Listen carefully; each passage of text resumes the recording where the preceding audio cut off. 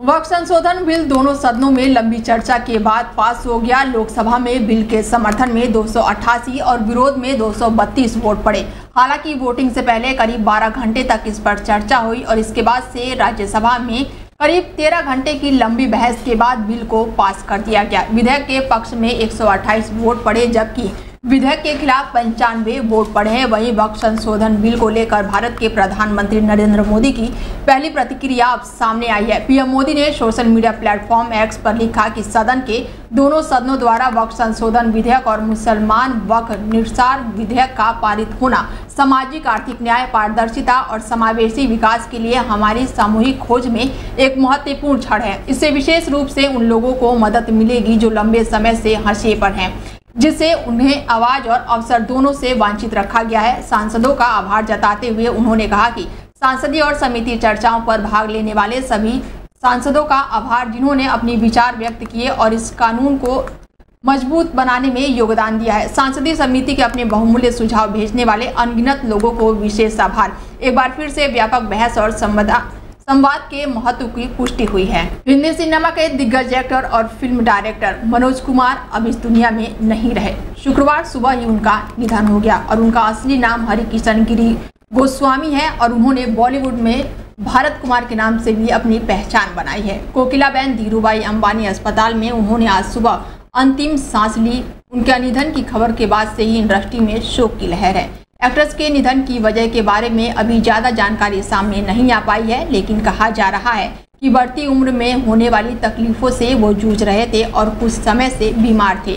मनोज कुमार अपनी देशभक्ति फिल्मों के लिए जाने जाते थे, इसीलिए लोग उन्हें भारत कुमार भी कहते थे।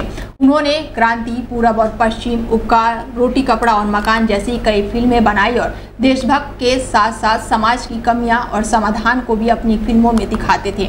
मनोज कुमार की फिल्में न केवल बॉक्स ऑफिस पर हिट रहीं बल्कि उनके गाने भी दर्शकों की जुबां पर छाए हुए हैं।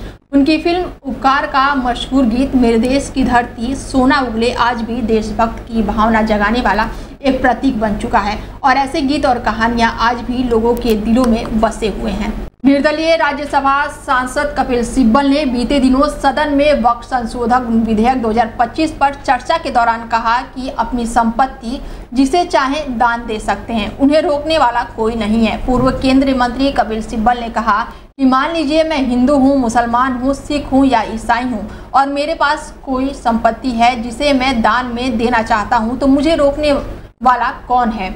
इसके साथ ही सिब्बल ने बातों का जवाब देते हुए अल्पसंख्यक मामलों के मंत्री किरण रिजिजू ने कहा कि आप लोग अपनी बात रखकर चले जाते हैं, सवाल रखकर चले जाते हैं, लेकिन जवाब सुनने के लिए सदन में रुकते नहीं हैं। उन्होंने कहा कि निर्दलीय सांसद की बातों का जवाब तब देंगे जब वो सुनने के लिए सदन में मौजूद रहेंगे।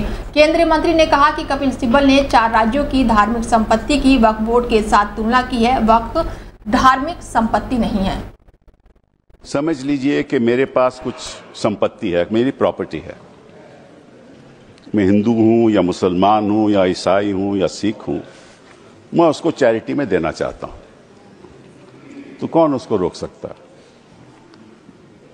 कोई नहीं रोक सकता। और इतिहास में जो ये बात आपके सामने रखना चाहता हूं कि there was a right of non Muslims also to make a waqf. और 1954 में और 1995 में जो प्रावधान लाया गया उसमें यह लिखा गया कि केवल मुसलमानों को वक्फ बना सकते हैं, कोई और नहीं बना सकता, प्रॉपर्टी नहीं दे सकता। और 2013 में जो संशोधन लाया गया, ये जो रोक थी वे खत्म हो गई। अब ये जो 2024 का अभी कानून बना है उसमें वापस ये कहा गया कि केवल मुसलमान ही वक्फ दे सकते हैं। वो तो अलग बात है, मैं केवल छोटी सी बात रखना चाहता हूं। मैं as far as the 17th century, and I'll give you a judgment of the Madras High Court, which observed that it is common for the Hindu zamindars to have Muslims in their territories to make Muslim endowments. Similarly, in Arur Singh versus Badr Deen, Lahore High Court upheld the right of a Hindu to make waqf of his property for a Muslim graveyard. After independence, Nagpur High Court upheld the right of a non-Muslim to create waqf और हमारे प्रधानमंत्री जी, इनकी मैं बड़ी इज्जत करता हूं, हमेशा कहते हैं वन नेशन वन लॉ। तो अगर वन नेशन वन लॉ होना है तो बताइए भाई साहब कि ये केवल कहना कि मुसलमान ही वक्फ दे सकते हैं। लोकसभा और राज्यसभा में वक्फ बिल पास होने के बाद से शुक्रवार यानी कि आज जुमे की नमाज पर यूपी में अलर्ट है। बता दें कि संवेदनशील इलाकों में पुलिस और आरएएफ के जवान तैनात रहेंगे। गुरुवार को भी पुलिस शहर में अलर्ट रहेगी। पुलिस प्रशासन ने मुस्लिम बहुल इलाकों में फ्लैग मार्च लोगों से शांति बनाए रखने की अपील की है। खुफिया विभाग पल पल की अपडेट ले रहा है। सभी जगहों पर खुफिया विभाग निगरानी कर रहा है। संभल, रामपुर, फिरोजाबाद, लखनऊ समेत पूरे यूपी में सुरक्षा व्यवस्था पुख्ता है। राजधानी लखनऊ को छावनी में तब्दील कर दिया गया है। मस्जिदों में नमाज के लिए भीड़ उमड़ेगी और इस दौरान यहां पर वक्फ बिल के लेकर किसी भी तरह की तनाव की स्थिति से बचने के लिए योगी आदित्यनाथ ने पहले से ही तैयारी कर ली है। शासन का कहना है कि अगर कोई माहौल खराब करने की कोशिश करता है तो उसके खिलाफ सख्त कार्रवाई की जाएगी। सोशल मीडिया पर भी नजर रखी जा रही है। बुधवार, गुरुवार को भी संवेदनशील जगहों पर भी पुलिस मार्च किया गया था और सीसीटीवी कैमरे और ड्रोन से निगरानी की जा रही है।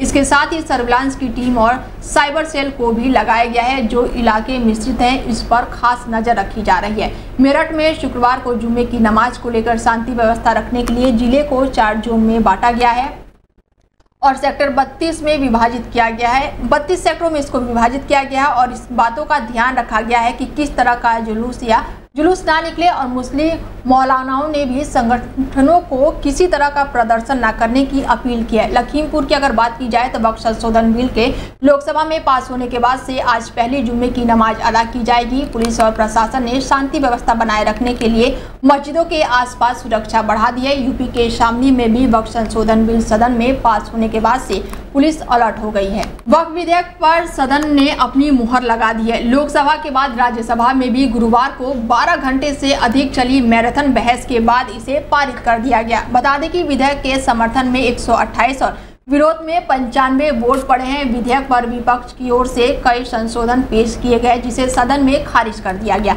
दोनों सदनों से पारित होने के बाद से इसे तुरंत ही राष्ट्रपति की मंजूरी के लिए भेजा जाएगा। उनकी मंजूरी मिलते ही ये विधेयक कानून का रूप ले लेगा। विधेयक पारित करने के लिए लोकसभा की तरह राज्यसभा में भी आधी रात के बाद तक कार्रवाई चली।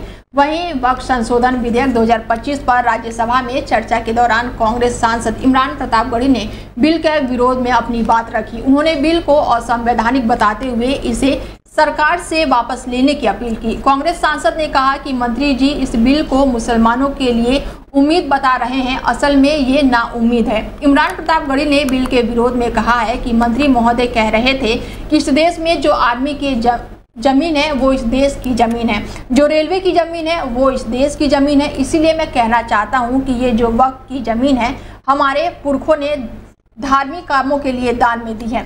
हम भी तो इसी देश के नागरिक हैं, हम भी तो इसी देश के बेटे हैं। तो वक्फ की जमीन अभी तो इस देश की जमीन है। मामला 2011 तक पेंडिंग रहा।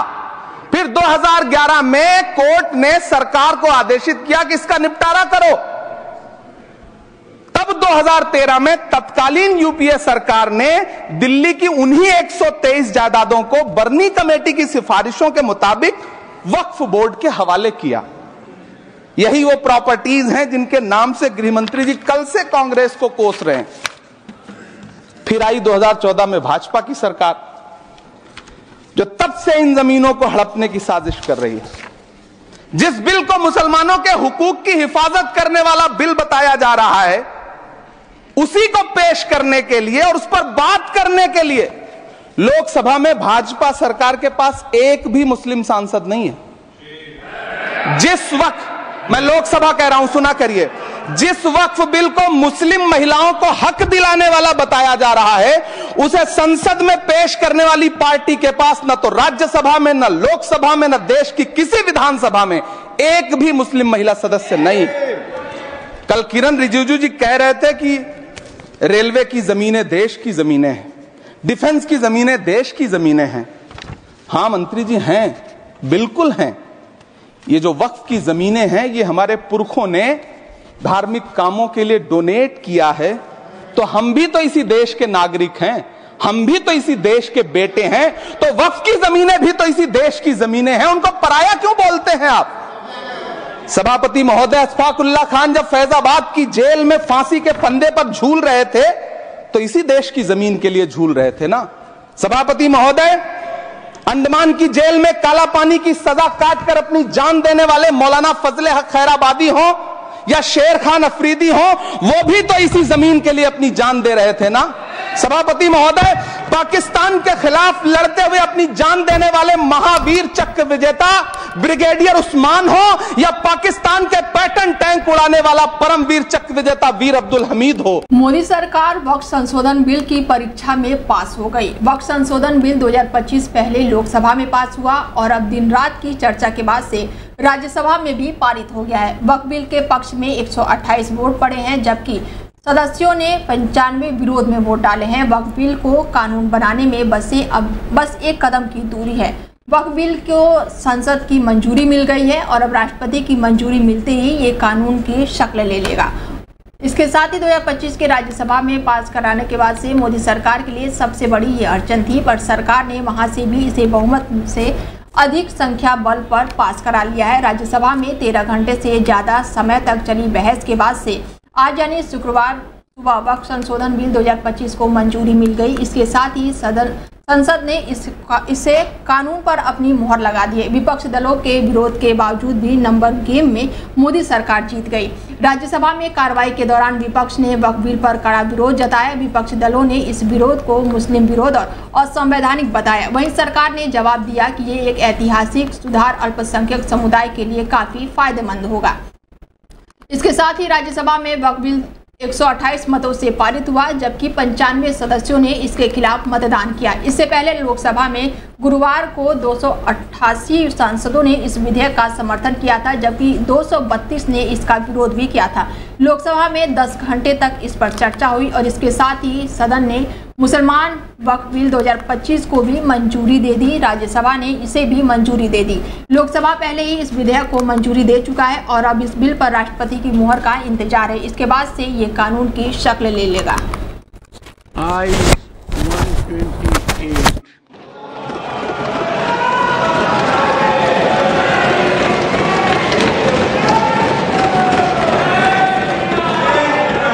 Noes 95.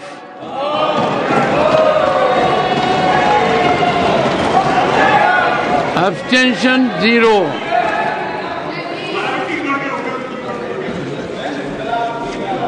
The bill is passed.